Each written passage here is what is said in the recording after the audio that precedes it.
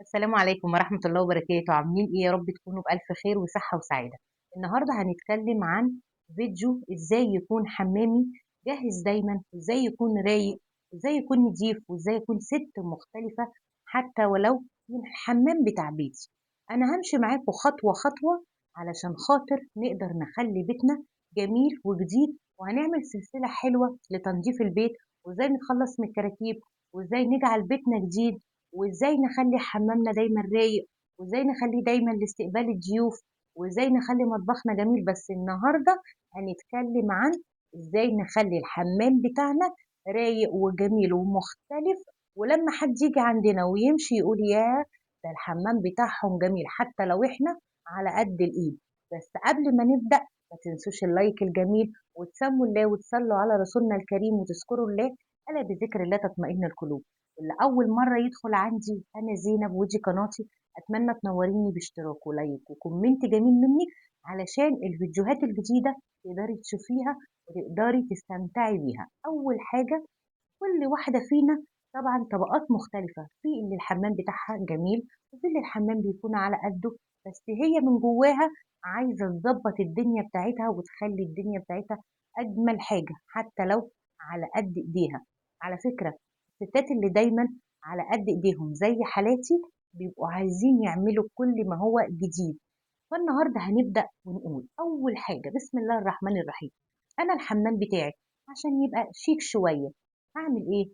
ألف ب كده. أول حاجة أعملها المناديل والباسكت، حتى لو حمامي صغير.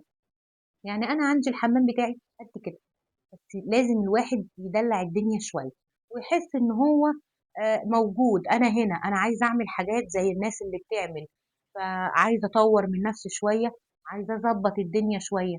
يبقى أنا هنا أعمل إيه؟ المناديل بتاعتي. المناديل دي والله يا جماعة هتجيبيها كل شهر أو كل أسبوع من شوية فكة تكون عندك. أنا يا ستي ما بستخدمش مناديل، لا، ممكن الضيف اللي عندك يكون يستخدم مناديل. ممكن يكون الضيف لازم بعد التويليت ان هو يتنشف بمناديل. البنات اللي بتجيلك او الستات او كده لازم تحطي مناديل في الحمام. طيب احط المناديل في الحمام، واجيب باسكت صغير احطه جنب الايه التويليت كده في الحمام على جنب، البسه شنطه كويسه واحطه في قلب الحمام. تاني حاجه هنا اعمل ايه؟ في أرفف صغيرة بتتباع شكلها حلو قوي.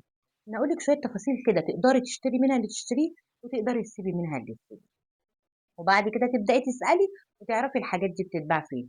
الحاجات دي كانت ممكن تتباع تحت في العتبه والرواعي والاماكن دي كلها، بس دلوقتي انا بقيت الاقي في كل منطقه بتتباع الحاجات دي. الأرفف الصغننه دي بتتعمل بالمسامير.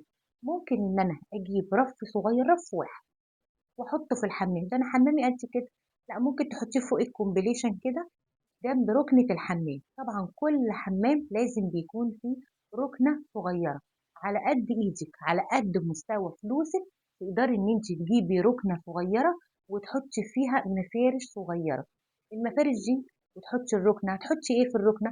بتحطي معجون السنان والفرش، بتحطي الشاور بتاعك، بتحطي البلسم، الحاجات اللي انت بتجيبيها، الغسول بتاعك، التشطيب بتاعك، كل ما هو الحاجات الخاصة بيكي بتحطيها في الركنة. طيب هنيجي بقى للرف الصغير اللي هنجيبه ونعمله بالمسامير. المسامير بتبقى معاه تركيب انت هتركبيها، لا محتاجة حد يركب لك، ولا نجار، ولا جوزك، ولا ام النبي ركب لي ويفضل يقول لك بعد الفطار، طب بعد الغدا، اصل انا نازل، اصل هنام. لا، انت بقى تعملي ايه؟ الرف الجميل ده تحطيه، وتجيبي فازين صغيرين يكون شكلهم حلو. الزرع في الحمام بيدي منظر جميل. انا حمامي صغير بس برضه احط زرع فيه عن طريق الرف الجميل. طب انا لو ما لقيتش رف حلو مثلا، او ما عرفتش اشتري الارفف الجميله دي، او انت بتجيبي الارفف دي منين يا مدام زينب؟ عارفين الرف ده بيتجاب منين؟ بصوا بقى، في محلات اللي انا بجيب منها بتاع الرول اللي احنا بنجيبه، الحاجات اللازقه اللي بتتلزق على الحيطه، كل الكلام ده اروح اسال عنده. طب لو مش عنده، هو ممكن يقول لي لو في محل ورد او في محل شجر في المكان اللي انا ساكنه فيه هلاقي عنده الارفف دي. انا لقيتها في محل عندي، يعني في محل عندنا بيبيع ورد وشجر وحاجات، لقيت الارفف دي عنده. ان شاء الله باذن الرحمن هبقى اوريها لكم.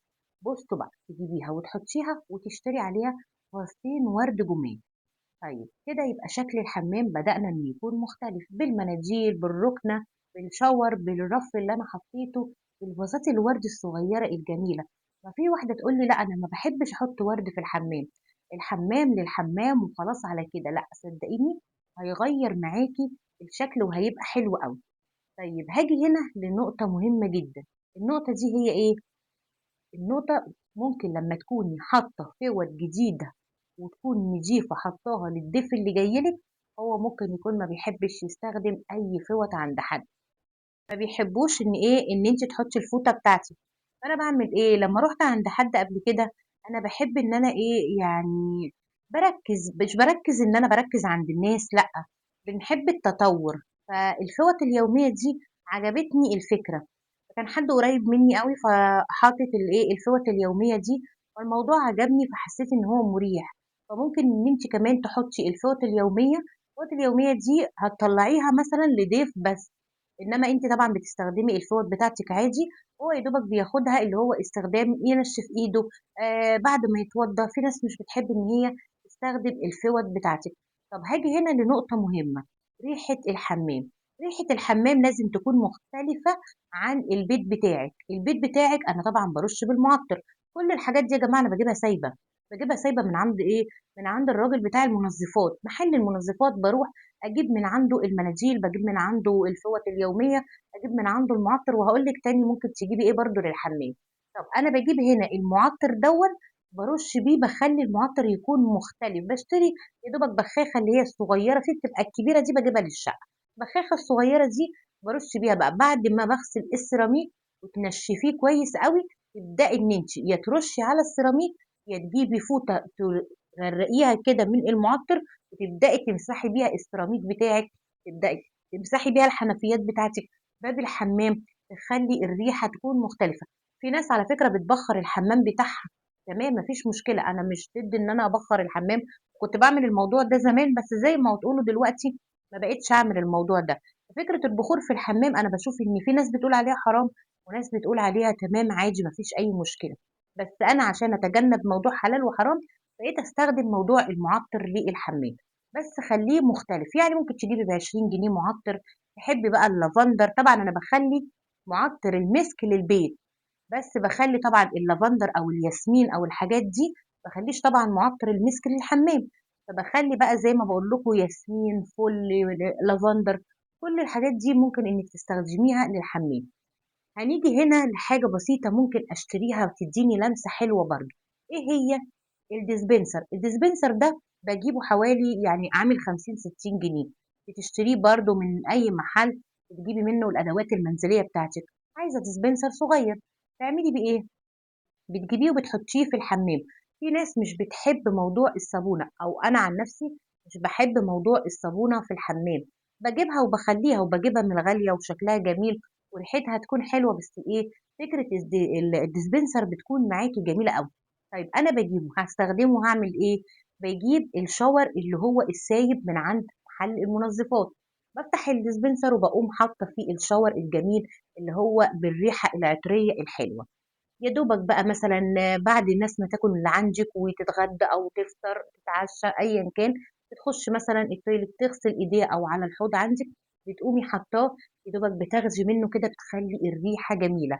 فبيبقى سواء لضيف، سواء ليكِ، سواء لجوزِك، لأولادِك، الحاجات البسيطة دي بتدّي لمسة حلوة لحمامِك.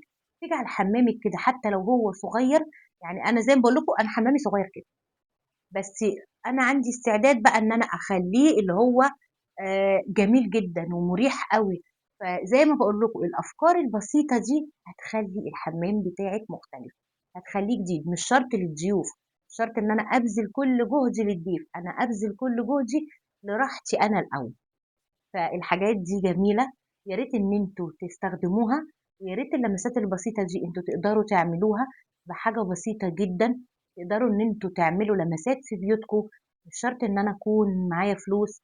أنا عارفة إن الناس دلوقتي كلها بتمُر بأزمات في موضوع الفلوس ده، بس نقدر إن إحنا نعمل بلمسات بسيطة، نبدأ إن إحنا نطوّر من بيتنا ونطوّر من حياتنا، حتى نطوّر من الحمام بتاعنا. بحبكم أحلى أخوات في الدنيا. ما تنسونيش بدعوة حلوة ليا ولجوزي ولأولادي بصلاح الحال. أترككم في رعاية الله وأمنه، والسلام عليكم ورحمة الله وبركاته.